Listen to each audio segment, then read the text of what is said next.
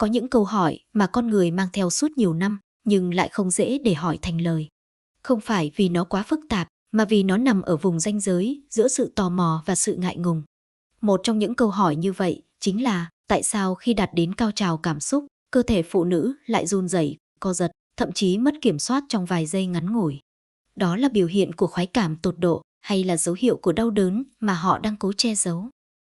Nếu chỉ nhìn từ bên ngoài, nhiều người sẽ đưa ra những suy đoán rất khác nhau.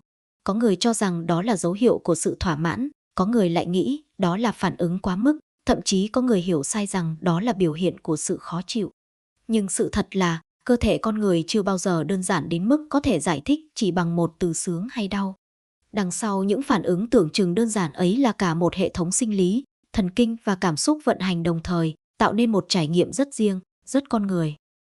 Khi một người phụ nữ bước vào trạng thái kích thích cao, cơ thể bắt đầu thay đổi theo từng giai đoạn. Ban đầu là những dấu hiệu rất nhẹ, nhịp tim tăng lên một chút, hơi thở sâu hơn, làn da có thể ửng hồng. Đây là phản ứng tự nhiên của hệ thần kinh khi nhận được tín hiệu kích thích. Máu bắt đầu lưu thông mạnh hơn đến nhiều vùng trong cơ thể, đặc biệt là những khu vực nhạy cảm. Cảm giác lúc này thường là dễ chịu, ấm áp và dần dần lan tỏa. Khi mức độ kích thích tăng lên, cơ thể bước vào giai đoạn cao hơn. Nhịp tim nhanh hơn, hơi thở gấp gáp hơn và các nhóm cơ bắt đầu căng lên một cách tự nhiên. Điều này giống như khi bạn chuẩn bị thực hiện một hành động cần nhiều năng lượng như chạy nước rút hay nâng một vật nặng. Cơ thể đang tích tụ năng lượng, chuẩn bị cho một đỉnh điểm mà nó sắp đạt tới. Và rồi khoảnh khắc đó đến. Cao trào không phải là một điểm cố định mà là một quá trình diễn ra trong vài giây, đôi khi kéo dài hơn tùy từng người. Trong thời điểm này, não bộ giải phóng một lượng lớn các chất dẫn truyền thần kinh như endorphin và oxytocin. Endorphin giúp giảm cảm giác đau và tạo ra cảm giác dễ chịu mạnh mẽ, trong khi oxytocin tạo ra cảm giác gắn kết, an toàn và thư giãn sâu. Sự kết hợp của những chất này khiến cơ thể rơi vào trạng thái mà nhiều người mô tả là bùng nổ cảm xúc. Chính trong khoảnh khắc này, những cơn co thắt cơ bắp bắt đầu xuất hiện, đặc biệt là các nhóm cơ ở vùng chậu, chúng co lại theo nhịp, thường từ 3 đến 10 lần trong vài giây.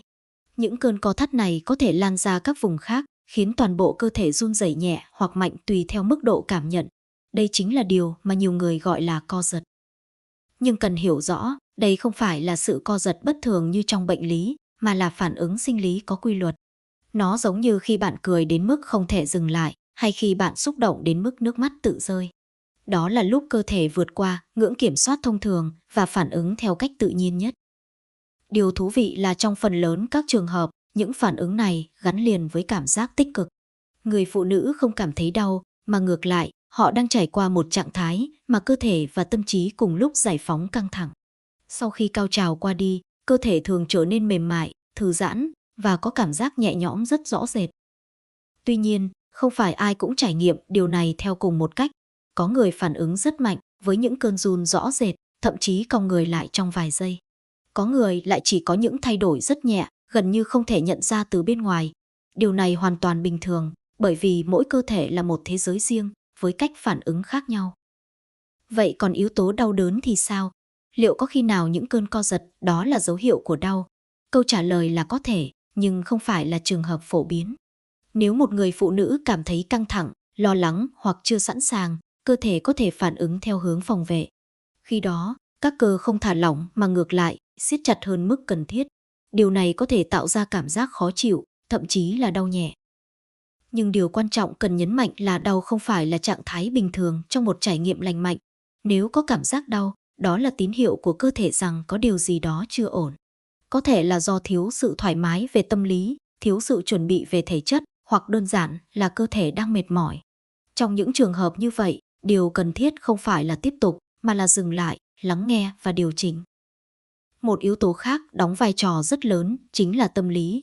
Cơ thể và tâm trí con người không hoạt động tách rời, mà luôn liên kết chặt chẽ với nhau. Khi một người phụ nữ cảm thấy an toàn, được tôn trọng và không bị áp lực, cơ thể sẽ dễ dàng thả lỏng hơn. Sự thả lỏng này cho phép các phản ứng sinh lý diễn ra một cách tự nhiên, không bị cản trở. Khi một người phụ nữ trải qua trạng thái kích thích cao, cơ thể bắt đầu thay đổi theo một cách rất tự nhiên. Nhịp tim tăng lên, hơi thở trở nên gấp gáp hơn và máu lưu thông nhanh hơn đến nhiều vùng trong cơ thể. Đây là phản ứng sinh học hoàn toàn bình thường, giống như khi bạn chạy nhanh hoặc trải qua một cảm xúc mạnh như hồi hộp hay vui sướng.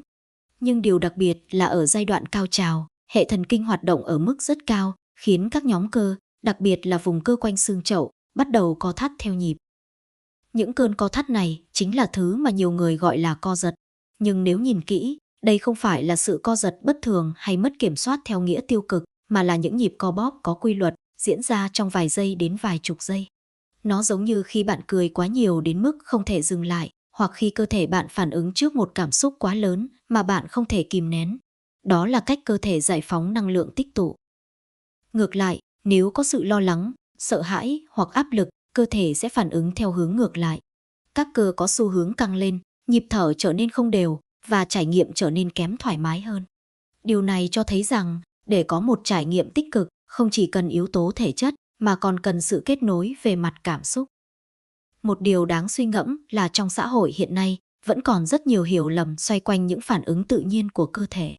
Có người cho rằng phải biểu hiện mạnh mẽ thì mới là đúng, trong khi người khác lại cảm thấy xấu hổ khi cơ thể phản ứng quá rõ ràng. Nhưng là không có một chuẩn mực nào cho những điều này. Mỗi người có một cách trải nghiệm riêng, và điều quan trọng nhất là cảm nhận bên trong của họ. Hiểu đúng về cơ thể không chỉ giúp chúng ta bớt đi những lo lắng không cần thiết, mà còn giúp chúng ta tôn trọng bản thân và người khác hơn. Khi bạn biết rằng những phản ứng như run rẩy hay co cơ là hoàn toàn tự nhiên, bạn sẽ không còn cảm thấy ngại ngùng hay tự ti về chúng. Ngược lại, bạn có thể nhìn nhận chúng như một phần của trải nghiệm con người. Cũng cần nói thêm rằng, cơ thể con người thay đổi theo thời gian. Những gì bạn trải nghiệm hôm nay có thể khác với ngày mai. Sức khỏe, tâm trạng, môi trường sống, tất cả đều có thể ảnh hưởng đến cách cơ thể phản ứng. Vì vậy, việc so sánh bản thân với người khác là không cần thiết và đôi khi còn gây ra áp lực không đáng có. Cuối cùng, câu hỏi phụ nữ co giật khi đạt cao trào là do sướng hay đau thực chất không có một câu trả lời duy nhất áp dụng cho tất cả mọi người. Nhưng nếu nhìn từ góc độ khoa học và thực tế, thì trong đa số trường hợp, đó là phản ứng tự nhiên của cơ thể khi đạt đến mức kích thích cao và thường gắn liền với cảm giác dễ chịu. Những trường hợp đi kèm với đau đớn thường là ngoại lệ và cần được chú ý để điều chỉnh. Hiểu được điều này không chỉ giúp bạn có thêm kiến thức, mà còn giúp bạn nhìn nhận cơ thể một cách nhẹ nhàng hơn. Bởi vì suy cho cùng, cơ thể con người không phải là thứ để đánh giá hay phán xét, mà là một phần của chính chúng ta, đáng được lắng nghe và tôn trọng. Và nếu bạn đã đọc đến đây, có lẽ bạn cũng nhận ra rằng những điều tưởng chừng nhạy cảm lại có thể được nhìn nhận theo một cách rất bình thường, rất khoa học và rất nhân văn. Không có gì là sai khi tò mò, và cũng không có gì là sai khi muốn hiểu rõ hơn về chính mình. Nếu bạn thấy nội dung này mang lại giá trị, hãy để lại suy nghĩ của bạn. Biết đâu, câu hỏi của bạn hôm nay cũng chính là điều mà rất nhiều người khác đang thắc mắc nhưng chưa dám nói ra. Và đừng quên theo dõi để tiếp tục khám phá những góc nhìn sâu sắc hơn về tâm lý, cảm xúc và những điều rất thật trong cuộc sống.